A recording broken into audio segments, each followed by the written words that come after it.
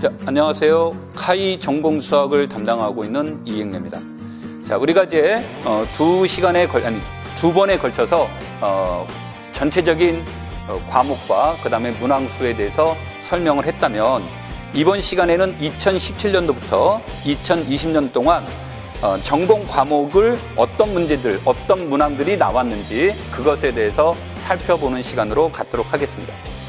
우리가 이제 이 시간에서 가장 현재로서는 여러분들이 답답할 수 있고, 나도 개인적으로는 조금 아쉬운 것 중에 하나는, 우리가 이 모델을 들면서, 예제를 들면서 여러분하고 이렇게 얘기하고 싶은데, 지금 상황에서는 우리가 그 예제를 듣기에는 이미 준비되신 분들은 알아들을 수 있고, 준비되지 않는 분들은 무슨 말 하는지를 잘 못 알아들을 수도 있고, 또 우리 수업 내용이 조금 다른 곳으로 방향이 흘러갈 수도 있고, 그런 것들 때문에 현재로서는 예제를 들지 못합니다. 그래서 전체적인 내용들을 우리가 쭉 이와 같이 분석해 나가고, 뒤에 가서 우리가 기출문제들을 봤을 때 그 각각의 기출문제를 들면서 이 문제들은 어떻게 해석해야 되고, 그 다음에 이런 문제를 풀기 위해서는 어떻게 준비해야 되는지를 디테일함은 차후에 다루도록 하겠습니다. 그래서 현재 시간에서는 예제를 중심보다는요, 전체적인 내용을 분석하는 시간으로 갖도록 하겠습니다.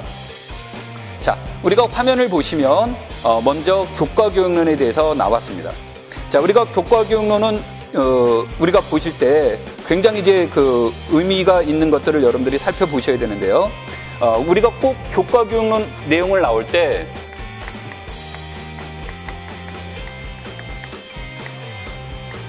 교과교육론에서 중요한 것은 수학과는 7차 교육과정이라는 겁니다. 수학과는 7차 교육과정이기 때문에 이게 무슨 말이냐면 7차 교육과정인데 상황에 따라서 2007년, 2009년, 2015년 이렇게 조금씩 개정이 됐지만 교육과정 자체는 안 바뀌었다는 얘기고요. 교육과정이 안 바뀌었다는 얘기는 기본적인 철학은 변화되지 않았다는 겁니다.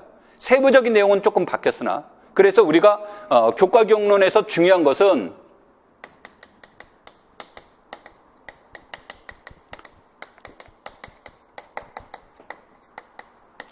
제7차 수학과 교육과정에 대한 밑그림은 알고 있어야 된다는 얘기입니다. 그래서 우리가 제7차 수학과 교육과정은 학습자 중심의 교육과정이고 단계형 수준별 교육과정인데 2007년 이후에 단계형은 사라졌습니다. 그래서 이제 수준별 교육을 이제 운영하고 있는데, 수준별 교육을 운영하려면 거기에 맞는 교재 구성이 이루어져야 되겠죠. 그래서 우리가 수준별 교육에 맞는 교재를 구성해야 되는데, 우리가 수준별 교육에 맞는 교재를 구성하기 위해서는 근본적으로 세 가지의 입장에, 세 가지 철학을 가지고 있습니다. 그래서 이 세 가지에 맞춰서 우리가 보게 되는데, 첫 번째로는 점진적 수학화의 원리를 따릅니다.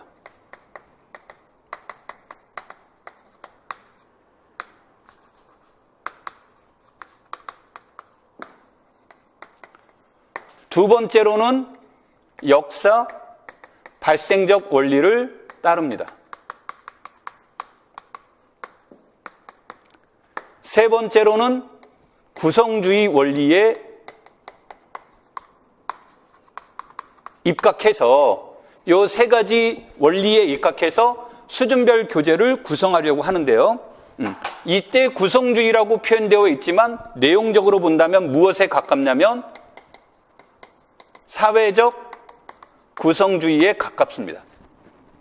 자, 이 세 가지를 여기에서 우리가 관심 있게 봐야 되는 이유는, 점진적 수학화의 원리라든지 역사 발생적 원리는 누구의 이론과 관련되어 있습니까? 프로이덴탈의 이론과 관련되어 있죠. 자, 그 다음에 이제 사회적 구성주의, 그러면 이 사회적 구성주의는 수리철학적 입장에서 본다면 어디에 관련되어 있습니까? 우리가 수리철학은 크게 둘로 나누면 절대주의 수리철학과 오류주의 수리철학으로 나눌 수 있는데, 이 부분은 오류주의 수리철학에 가깝죠. 오류주의 수리철학에는 또 크게 우리가 나누면 라카토스를 중심으로 한 준경험주의 수리철학과 사회적 구성주의로 나눌 수 있습니다. 자, 내가 이 부분을 먼저 여기서 얘기하려고 했던 것은 우리가 7차 교육과정에서 강조하는 대표적인 이론이라는 거예요. 철학적인 입장에서. 그렇다면 이와 같은 기본적인 이론들을 얼마만큼 잘 이해하고 있는지를 물어보는 것이 당연히 시험에 출제가 되겠죠. 그래서 여러분들이 결과론적으로 이런 것들이 시험에 나왔으니까 이런 것 중심으로 봐야 되지라고 하시지 말고요. 근본적으로 우리가 7차 교육과정에서 강조하고 있는 기본적인 원리는 이 세 가지 원리가 되고 이 세 가지 원리를 얼마만큼 이해하고 있는지 이런 것을 물어보는 게 시험에 나오는 거기 때문에 거기에 맞춰서 여러분들이 기출문제를 다시 한번 살펴보신다면 굉장히 흥미롭게 볼 수가 있습니다. 자, 우리가 이제 다시 표를 보시죠. 표를 보게 되면 어떤 문제들이 이제 출제되고 있다는 걸 알 수 있냐면 빨간색으로 나와 있는 것처럼 프로이덴탈의 이론이 2017년도에 나왔고요. 2018년도에 나왔고요. 그 다음에 2020년도에도 나왔습니다. 이 말은 매년 한 문제씩 출제가 됐구나 이렇게 봐도 크게 문제되지 않겠죠.